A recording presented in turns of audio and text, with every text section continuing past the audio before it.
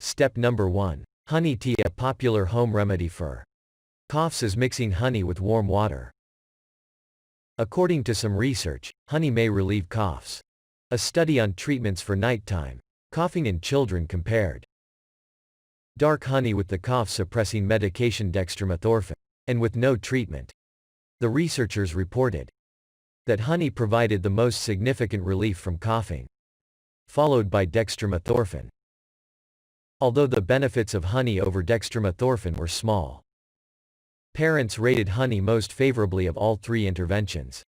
To use honey to treat a cough, mix 2 teaspoons with warm water or an herbal tea. Drink this mixture once or twice a day.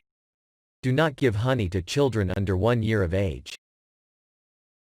2. Ginger. Ginger may ease a dry or asthmatic cough, as it has anti-inflammatory properties. It may also relieve nausea and pain. One study suggests that some anti-inflammatory compounds in ginger can relax membranes in the airways, which could reduce coughing. The researchers mainly studied the effects of ginger on human cells and animals, so more research is necessary.